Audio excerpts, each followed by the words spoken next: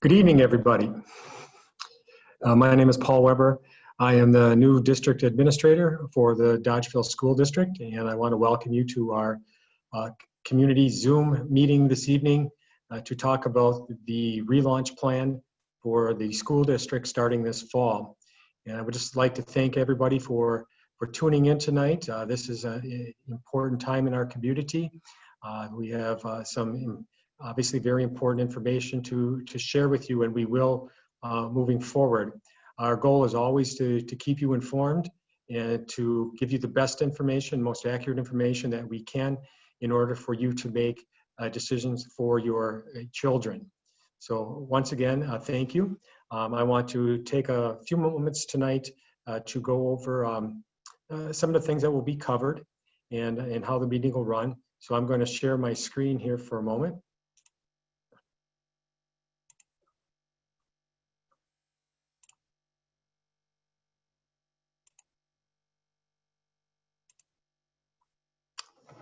As you can tell, you have to have a little bit of humor in all of this. This has just been a kind of a crazy time. When I took the position here in early March, it was about a week before COVID shut down all the schools. And I can tell you, I really never anticipated starting my career as a superintendent, dealing with such an unprecedented pandemic in the last century. And so as we move forward, we're learning this together. No other school district in the state has an answer for all the things that are going on with the COVID pandemic. And we're right with them, but we're learning together. We're going to be better than we were in the spring, and we are going to provide you with options and hopefully your child with the best possible education that we can provide them. So first of all, like I said, welcome. I want to give you a little bit of information.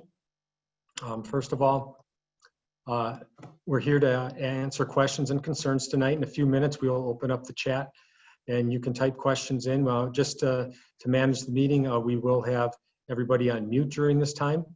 We also took your questions that were submitted online and began to prepare some of the answers.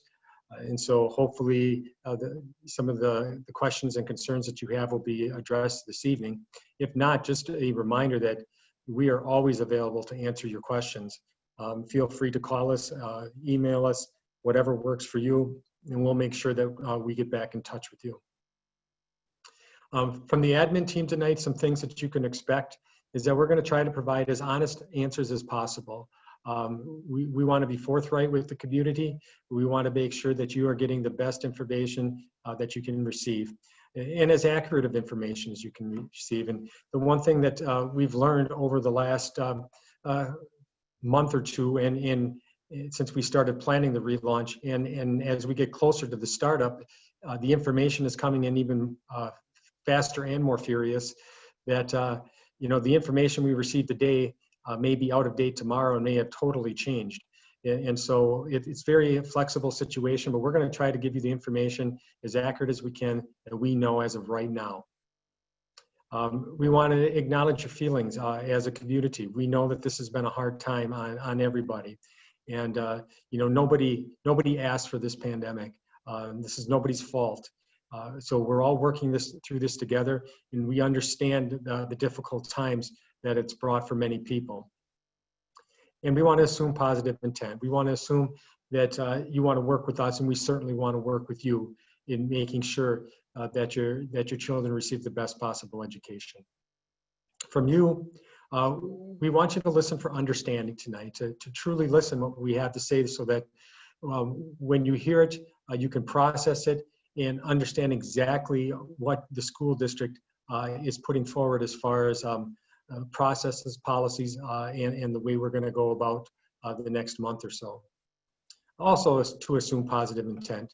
Everybody on the team here, on the admin team, has worked extremely hard in putting a plan together, this framework together, and will continue to work hard for the betterment of the school and the children. And so please acknowledge the hard work that has been completed by the admin team. And to keep an open mind. We understand that we may not please everybody with this plan. There are so many different varying viewpoints that are out there, so many different needs that we know we can't meet them all. And so moving forward, we just have to understand that we need an open mind and to understand that we may have to give something up to gain something. One very important point, that the plan will be adjusted as information changes. I see the word changes got cut off there, but that is extremely important, that this plan, what you're seeing tonight, may look different tomorrow, may look different in 2 or 3 weeks, depending on what information we are receiving from our different agencies, what's happening in the community. There are many different factors that have to be taken into consideration as we continue forward in really narrowing the plan down for startup in September. So the framework itself, I'm just going to review this. Some of you might have read this online, but I think it's worth going over if there are people out there who haven't seen this yet. The framework was based on 3 different areas. We took survey data from the community that took place in June, and that has been very valuable in determining what the community wants. We follow best practices and guidelines. Each week we are on Zoom meetings with Iowa County, the DPI, the WIAA, other agencies. We're receiving information from the CDC. And so we're basing this on best practices and guidelines that we receive. And the task force that was created to help inform the work earlier in the month, we started with that. We had 9 different subcommittees that worked in tandem to gather information and allowed us to use that information to develop the framework. The framework itself is, and I really should state this, is really just a point in time, a placeholder that we put down with the understanding that this could change. We needed to get the community something to start with. And we also needed to survey the community, and as you might have completed or received a link to the survey, that has been helping us drive this work and will help us continue to develop the plan as we move forward. So right now, we are dividing the grade levels into 2 different categories, ELP through grade 9, and then grades 10 through 12. The buildings would be divided up as follows. And I should point out, if you're wondering why this division looks the way it does right now, we need to social distance. If we're going to get kids back into the building, one of the probably the biggest factor in being safe and helping prevent the spread of COVID is the social distancing. And so we divided it up so that we could make sure we social distance students. And so at the elementary school, currently we have ELP through 3rd grade, at the middle school, 4th through 6th grade, and at the high school, 7th through 9th grade. The 10th through 12th grade will have a flexible program that will be a combination of in-person, learning on their own time through the guidance of teachers, and learning through real time. In other words, being somewhere other than school, or possibly even in school, but receiving their instruction virtually in real time from a teacher who is teaching from a classroom or from home. Tonight, we are going to cover at least these areas, maybe some more, but we're going to go over health and safety, transportation, food service, learning and technology, virtual learning, extracurricular, and building updates. In a minute, we'll be turning the chat feature on, and you can ask questions as we go along. We'll try to answer them the best we can. If we do miss some questions, we're going to make a copy of the chat transcript, and we will do our best to put them in a question and answer format that we'll have posted on the website probably early next week. And we'll continue to update that so that if you've missed something or you think of something else, you can go there and maybe hopefully find the answer. If you can, like I said, feel free to get a hold of us. The other last plug that I want to put in is that we still have a number of families who have not filled out their surveys. And if you have not, we ask you to do that because that information is critical to the district for planning purposes. And so the quicker and the faster we get that information, the better off we're going to be and the better we'll be able to serve you. So I'm going to stop sharing my screen at this time, and I'm going to turn it over to Mr. Smoody, who is going to talk about health and safety.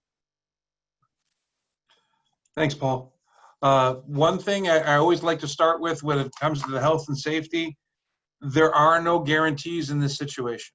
Okay, anytime you put people in close contact with other people or in a confined environment, there is always risk of any kind of exposure. And that's not just COVID, that's flu and everything else that comes along. But I just want you guys to understand this, what you're going to hear now is the safest possible way to do it, but there are no absolutes in this. Just like there's no absolutes that you won't get sick if you stay home. So I just want to make sure that there's an understanding of that. We take our direction in the medical, in the health and safety, directly from the CDC and directly from the DPI and directly from Iowa County.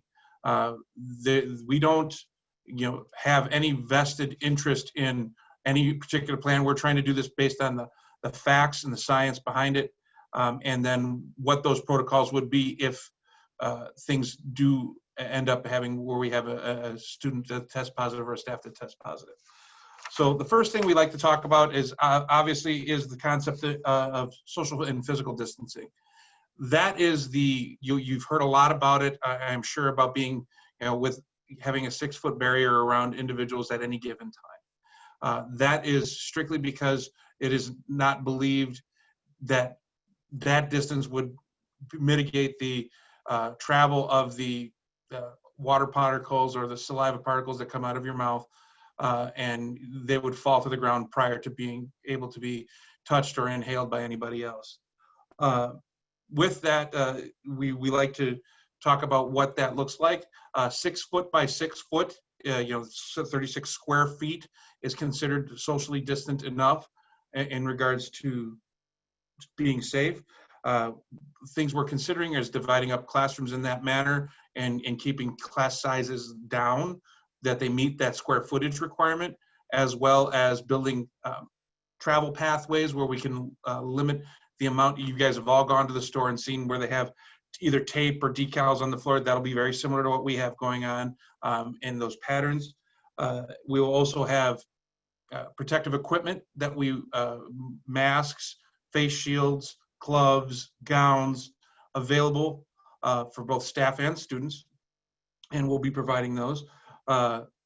As of right now, we do not have a face mask policy. The science, we strongly support using face masks for staff and students. We do not have a policy at this time.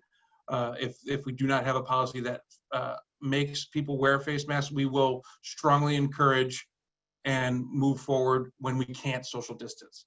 And that's the key. When you're social distanced and wearing a mask, that is the lowest risk, but you're still at a very low level of risk when it comes to being socially distanced and not wearing a mask. We are considering how we use our teachers. If at all possible, we'll move students less and move teachers more to lower the rate of exposure. We do have some district-wide staff that we have to think of a little differently and limit their travel. Maybe we work on creative scheduling and things of that nature. Those are details we don't have yet, largely because we don't have all of the data in yet on who's showing up day one or who's going virtually. We're going to have desks in rows 6 feet apart in classes, and that's not, everybody's going back to, oh, I hated sitting in a desk. Yes, but that right now is the safest way we can do things. We are going to have areas that it's not possible to socially distance. We are going to encourage, and there's going to be areas in the school that we have to be wearing masks. Anybody who's in those areas, we're going to be wearing masks. You can't go in those areas if you don't wear a mask. moving forward from that, everybody wants to know what happens if we have students with symptoms or staff with symptoms. The short answer is, if there are symptoms, we send them to the medical professional or the medical office, and that decision is made at that time to send that person home. We are not going to bicker if it's enough or they're faking it or those kinds of things. If there are displayed symptoms, we're not negotiating right now. We are going to be sending students home. For that reason, we are going to be really trying to update our contact information. And when that happens, when we have a student who's symptomatic, the protocol right now, if you do not have a positive test, you have to be 72 hours symptom-free before you can return to school. That is staff or student, okay? Now, if you test positive, there is a minimum of 2 weeks of quarantine and 72 hours symptom-free and a negative test in order to be readmitted. All of that being said, that is the same for anybody in the building, be it staff or student. It is very stringent, and we very much understand that could wreak havoc on some things. But the reality is, when it comes to how many cases before we're shut down, the answer is 2. 2 for the district. That is where Iowa County is set at. That's where the state of Wisconsin is set at. And then we have to go into a shutdown, and how that reopening would work would be based upon the cooperation with Iowa County Health and Human Services, and we are going to go and use the 2 weeks, the symptom-free, but we have to do contact tracing and see who's exposed in that instance. So it might not, if we shut down, it won't just be 2 weeks. There's going to be more going on there. Guidance there is forthcoming. We don't know much more than that at this time. I wish I could give you better answers, but I can't. One of the other things is the questions we've received are we going to be checking temperatures every day when the kids walk in? The answer is no. We're not going to do that. There's too many variables where the fever could not be indicative of what's really going on. How can we do so? Yeah, I understand that we have the ones that you could scan your forehead and we can clean them, but we are exposing kids. We are lining kids up. There are a lot of things about that do not lend well. And one of them is creating a medical record for your student that we don't have, that is an issue for us in creating a medical record, because we don't deal in medical records, we deal in educational records. Any of the symptoms and any of the medical things will be coming through our medical office that will be established in each building, and a point person in each building, and our full-time nurse will be the person when symptoms occur that will be making the calls home to you to explain what's going on. That being said, we are going to isolate your student if they display symptoms, and then we are going to call you to pick up your student. And then the protocols of 72 hours symptom-free and or if you have to quarantine will kick in. That also being said, a negative test is good right up until you get the results. It's a point-in-time measure. So if you get a negative test and then 2 days later you're showing symptoms, the same protocol kicks in. This isn't I already tested negative. This is day to day what symptoms are occurring. And I think that's important for you guys to understand. And again, we're taking this right from Iowa County, right from the DPI, and right from the CDC. Students who have medically fragile issues, we will work individually with the parents in any way that we can provide a free and appropriate public education for your child. If that means bringing them into school and we have to make accommodations here, we will do that. If that means we have to do so in a virtual manner, we'll do that, or do at home or in-home therapy or homebound services. I did mention we will be providing protective equipment. We will be providing at least 5 masks per student that shows up. Staff will be provided masks as well, face shields as well. When it comes to face coverings, we will have a couple options if your child has difficulties with masks per se. That being said, we do not have a set policy on that, as I mentioned before, but the PPE will be available, and we want to do this as safe as possible, and we are advocates of using a face covering of some kind. We are going to clean the building every day. What that looks like every day may change, but there will be disinfectant of every room every day. The garbage will go out every day. That much we can guarantee. In regards to what equipment and chemicals we're using, we have bought specialized equipment that is aerosol that we can kill multiple different viruses and bacteria with. And we also have rated products that are rated to destroy COVID in particular. That will be done in a rotation every week with the custodial staff. They're very, very confident that they could do that every day as best we can. In regards to school supplies, it is our stance right now that we will have individual supplies for students. If you send supplies with your student, they are not to share their supplies. They are to keep them in their desk or a bin, and they will be disinfected every night. Any shared supplies will be disinfected between each use for any new user. I just want to be clear there will be no sharing of supplies. And all hard surfaces will be cleaned and wiped down with those chemicals and or just as much as possible with wipes and disinfectants throughout the day. We will have, once we get more from the DPI, what are we going to do and how to teach students and staff how to use our PPE. Meaning we're going to have videos and trainings on how to use a mask appropriately, ranging from 4-year-old appropriate to 18-year-old appropriate, so we can properly show people how to use the PPE in regards to their situation. We are also going to have behavioral expectations in this environment.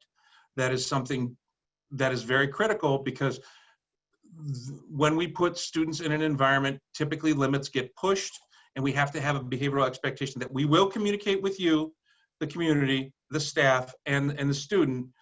But right now, we have not got a good guidance on how we can put that together. Once it is in our hands, we will get it out to the interested parties.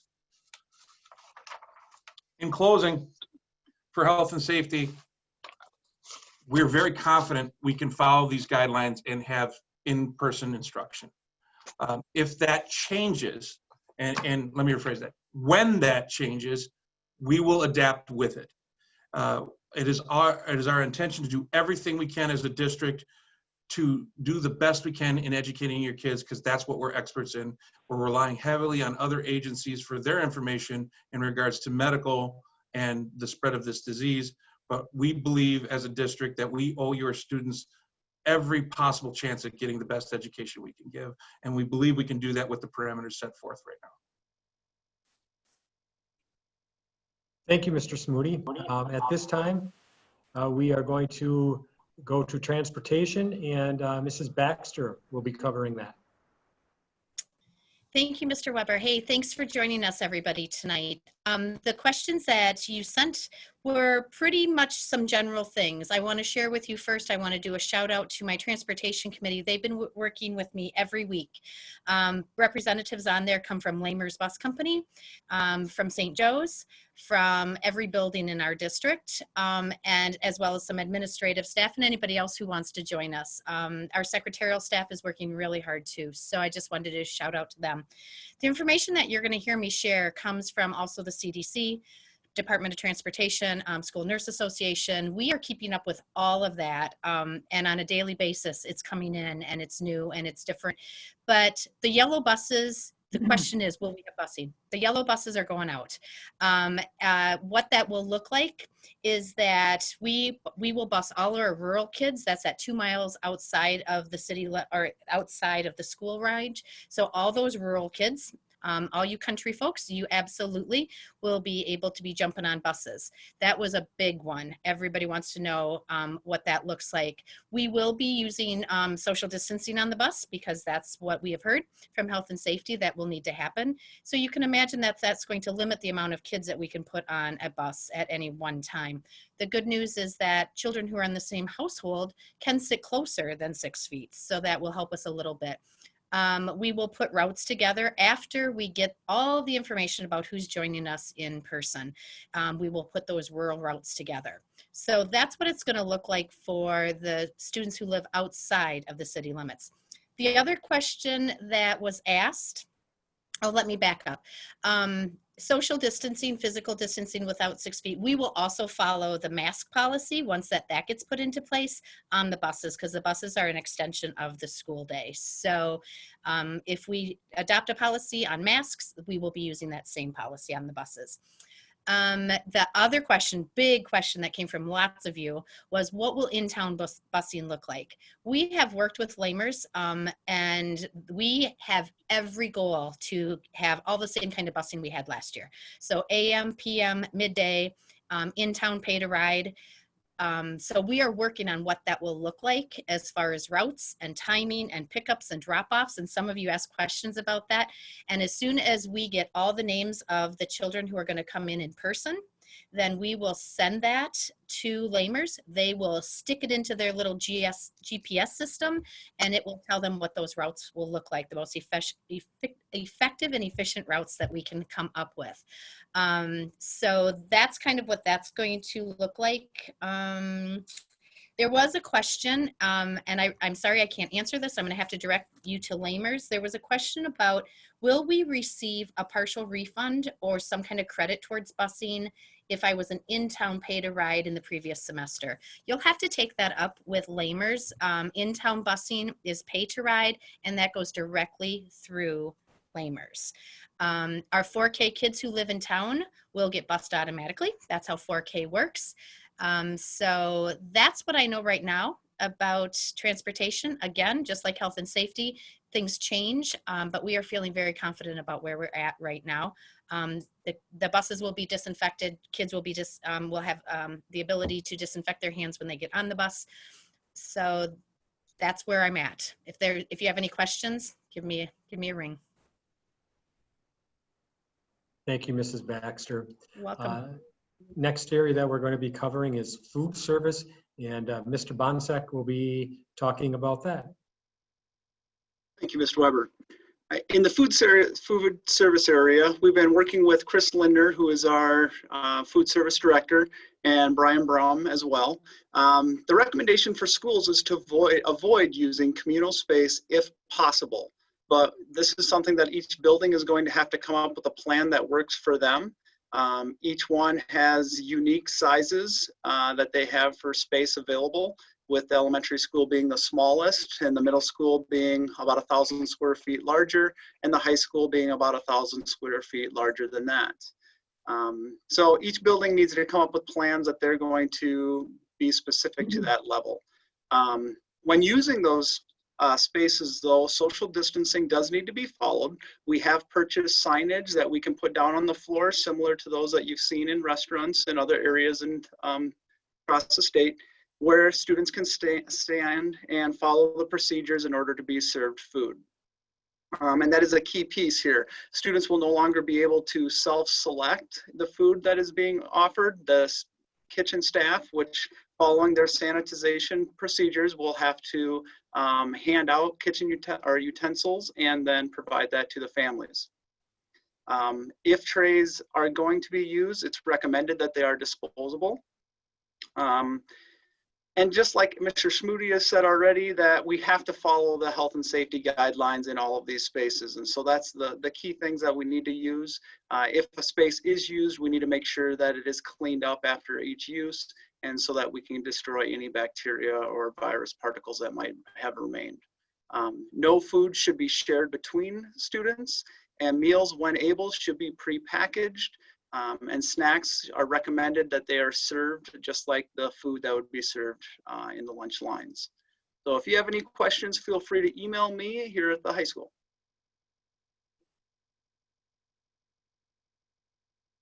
All right, thank you, Mr. Bonsek. Now, Mrs. Getsky will talk about learning and technology. Good evening, everybody. Thanks so much for joining us tonight. We have spent a lot of time in our subcommittee for learning and technology taking a look at the survey data from the original survey that families filled out in late May, early June as well. And that survey went out to families and also went out to staff. So we took a look at that survey data and then really talked as a large group of educators, representative of all 3 buildings and our Encore team. When we took a look at all of the pieces of what we wanted for learning and technology, also taking into consideration what had happened for instructional purposes during quarter number 4. So with all of that information in front of us, we really took a look at what we wanted for our learners come fall. So thinking about our youngest learners, the elementary students, the elementary team, their feedback was that they were best served in a face-to-face arrangement. It was a lot easier to help them learn the skills that they needed to move forward and grow and achieve, to talk about all of the skills and strategies that they needed as young learners. So face-to-face was the primary goal of that age group. As we moved into the middle school teachers felt very strongly about face-to-face instruction as well. Making sure that they stayed engaged, the virtual learning experience, it was hard for us to flip into virtual learning with middle school students, even though they had been using their Chromebooks in school. Virtual learning just wasn't as engaging as face-to-face. And then the high school, who uses the Chromebook technology all the time, they struggled in and out, but had a lot more success because those learners are a lot more independent, and they can design plans and work in Google Classroom and learn a lot more cleanly and efficiently through the virtual learning experience. So as we started to establish the relaunch plan for learning and technology, the recommendation was to take a look at the youngest learners, the learners that are not as independent, and make sure that we could provide face-to-face instruction. Thus, the in-person in the grade levels that Paul Weber was talking about earlier. The other things that came out of the team and came out of families is that we really, really, really needed to be consistent. It was so important that parents had one way to find out information about their students' learning, not only at the elementary level, but if you had a child elementary to middle to high school, you wanted a place to land so you could find everything that was going on with your children. So consistency came out of the survey, and consistency came out of what teachers were talking about. So we needed to make sure that that was going to happen in a communication sense. So that is a goal for us. The other thing that was really, really important to you families was a guaranteed and viable curriculum. The staff also talked about making sure that they could be consistent when they saw their learners. What guaranteed and viable curriculum means is that it doesn't matter what classroom your child is sitting in a second grade classroom or a fourth grade classroom, that from teacher to teacher, the curriculum is going to be guaranteed, which means the content that your child is going to be exposed to at a particular grade level or in a content level class would be consistent to another learner that would be in the same grade level or in the same class. That's guaranteed curriculum. The other part about that is viability. We want our curriculum to be viable, which means that the essential learning that we have, that we put in front of your children, we actually have time to deliver. So the in-person delivering of instruction was very important for us, which is again why we put together the plan that we did. So this team met again this week and took a look at Google Classroom as a great platform for us to deliver information to learners, to have video recordings of lessons. So Google Classroom is the platform that we will continue to use. We also are going to incorporate the website and Facebook for other communication tools as we are now, but the website will also be used as a primary landing pad for parents to access information about learning. Understand that this curriculum, this plan for learning and technology has to be very fluid, because as you've already heard from Mr. Smoody and Ms. Baxter and Mr. Weber tonight, that at any time we need to be ready in case the unknown happens or in case the known happens. We want to make sure that we can flip and be in person and we can go virtual, and that we have families that will be in person for us, but we will also have families that will be joining us virtually. So we want you to understand that we're planning for synchronous learning, which means even if your child is at home, you still will be able to connect in real time with their classroom. We are looking at synchronous learning for that. So if you choose to keep your child at home, they can still learn with their classmates in the classroom. That's real-time learning. But we also understand that parents, you may want to be with your child when they're learning. So we would like to offer asynchronous learning also. So that means that you can dial in at another time and watch those lessons with your child and actually support them when they're learning. You can do that at the middle level. We'll be able to do that at the high school level as well. So we can learn in time with everybody during the day, and then you can asynchronously connect when your family time is available. And we understand that. We heard that through the survey, that sometimes 6 o'clock at night was when you could sit down with your learner and help them with their studying. So we want to make that a reality as well. You know that this has to be fluid, in person, virtually. We have tasks that we actually have a person on staff that has a designated liaison purpose now. Brian Brom will be working with families. So he is the liaison between school and between home, and he will help us navigate that virtual world in person and virtually so that it becomes much more fluid and seamless for us. So at this time, we're moving the plans for learning and technology right back into the schools. The teachers will be working with the learning and technology subcommittee members as we start to design lesson plans. As we start to create that virtual picture of asynchronous and synchronous, we design engaging lesson plans to work not only in person, but virtually. And if we end up going virtual, we will be ready to do that as well. So we're pushing it right back into the schools right now. The teams will be ready to go as we start beginning the planning for the fall. If you have any questions about what this could look like for your family, please don't hesitate to call me.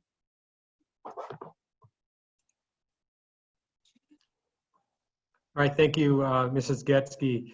And she did such a great job. She talked about the virtual learning. That was next on our list, and so she covered it perfectly. And so we're going to move on to the next one. And on our list next are extracurriculars for some of our middle school students. We start to get into different extracurriculars, and some of our high school students.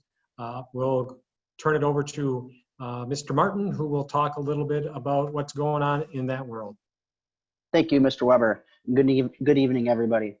Mr. Tolzman and I have been working closely on the return to extracurriculars, specifically with athletics, because those are the things we've had started already, with July having our fitness center open and some other athletic facilities on our grounds. Huge shout out to our committee, who's been outstanding thus far, and really looking forward to the next steps that we're going to plan for, which I'll explain here in a second. July has gone really well. We have a pre-screening check-in for our fitness center and for our open gyms and OTAs, which is going really well. So students have to check in and answer some questions. They actually do get their temperature taken as well. In our fitness center, we have about 15 to 30 students in there each day, 5 days a week. We're going to cut that down to 4 here soon. So we're excited where we're at right now. We also have the several sessions with 10 plus kids in each session for OTAs and open gyms.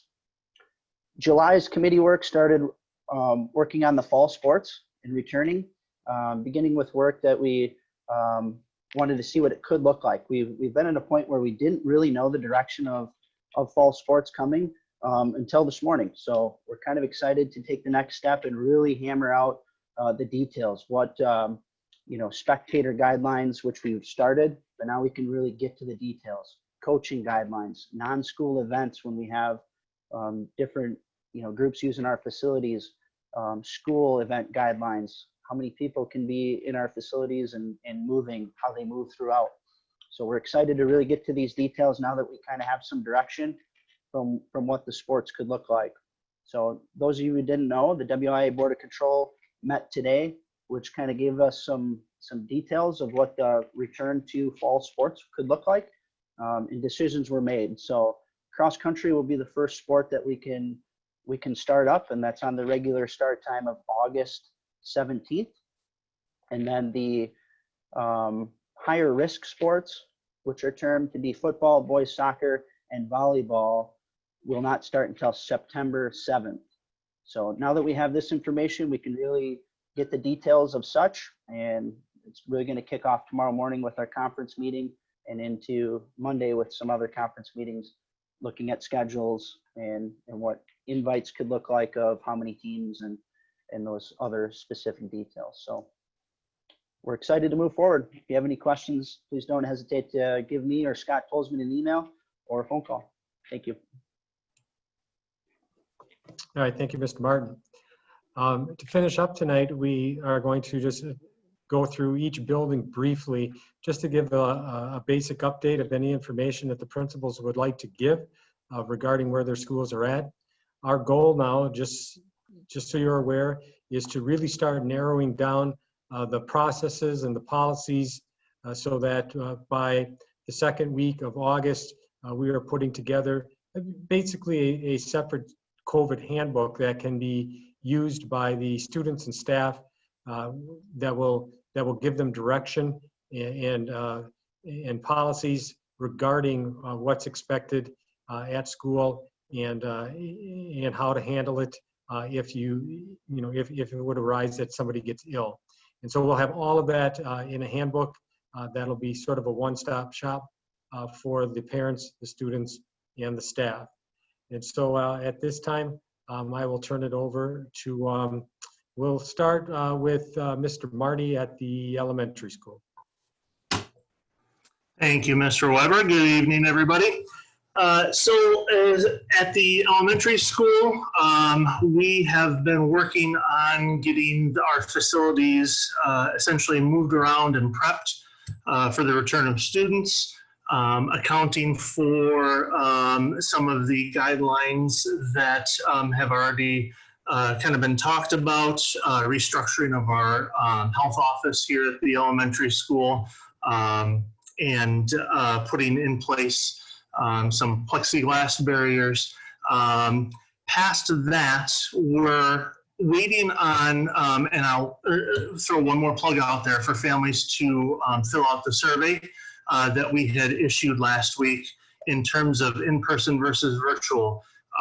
When it comes to trying to determine the rest of what our elementary structure will really look like, we need to have essentially those numbers figured out, which students will definitely be doing virtual.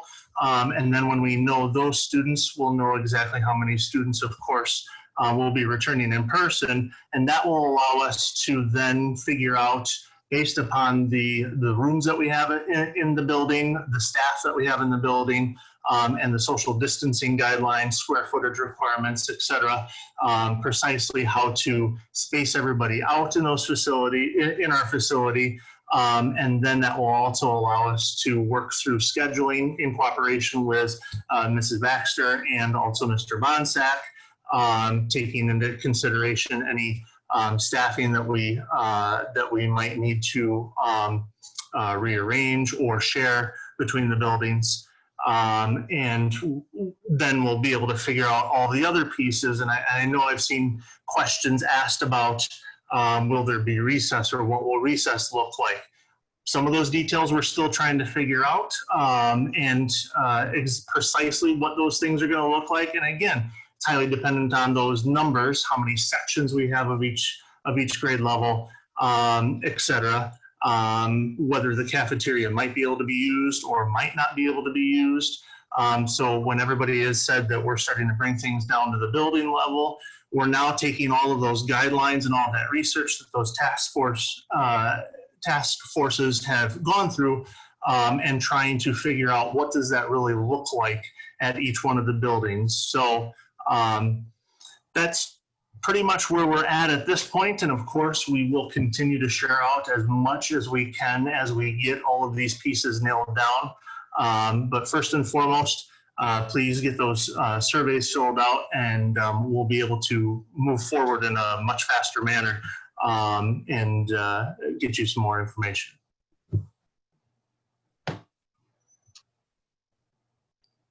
All right, Mrs. Baxter.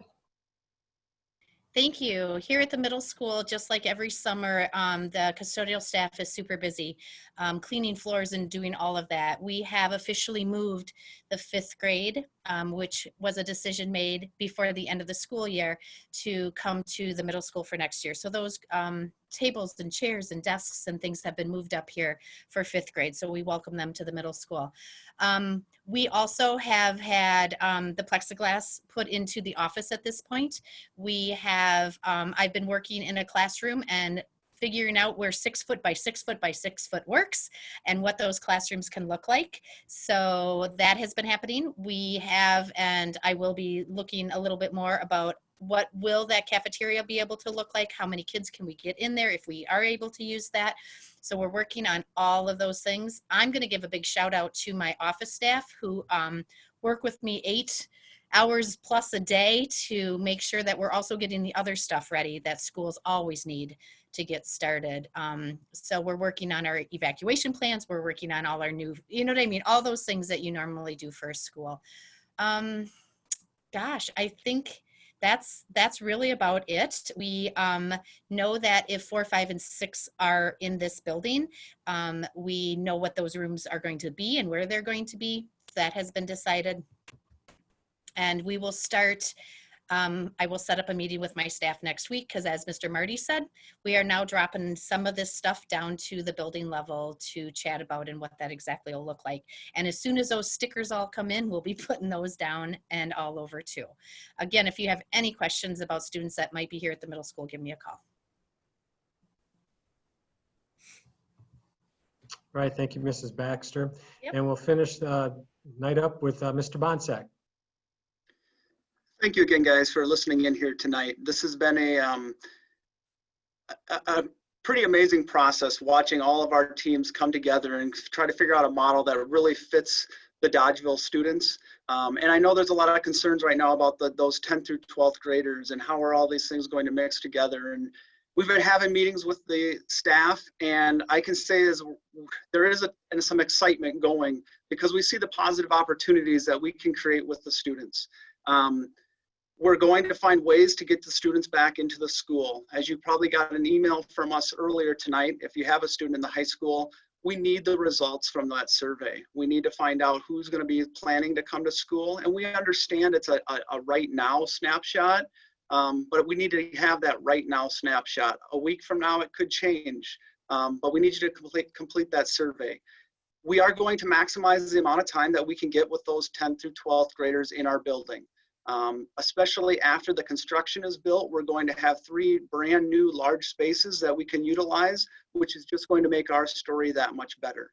So I want to reassure the students, you're not getting an online only. If you're hoping to be back in brick and mortar, we're going to get you in brick and mortar. Our staff is looking at different ways that we can framework the high school schedule, and whether we're looking at changing the length of the days or for the amount of instruction or having more of a college-like framework. The staff has been working the last couple of weeks really trying to put together a plan that could maximize the number of minutes that students get in the building.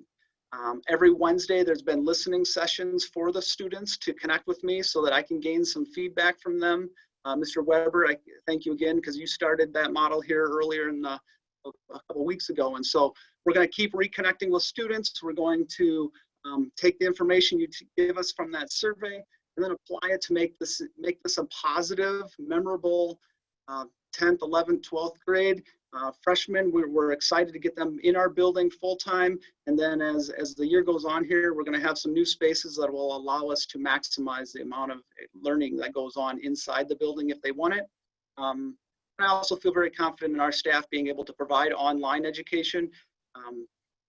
They've been working with Chromebooks. There's been some training that's coming up here for them. And I'm confident that we can provide a good online model for those of you that want to stay in the virtual setting. So thank you guys for tuning in here tonight and keep asking us questions so that we can give you the facts. Okay, thank you, Mr. Bonsack. And so I want to finish up tonight by just thanking everybody for attending. There were some questions that were in the chat that we're going to put up on the FAQ. to answer those. Some of them we're still working through, and we'll have more information. And I apologize. I mean, I know there are some questions we just can't answer, but we don't want to give you the information if we're not certain yet. And there's a lot to be determined yet in the next month. To stay tuned, keep checking the website. We'll try to push out information in different ways so that you can access it and have it at your fingertips as soon as we can get it out to you. We want to keep that communication link open, and we very much appreciate you attending tonight and taking a strong interest in your children's education and our school system. So once again, thank you, and have a great evening.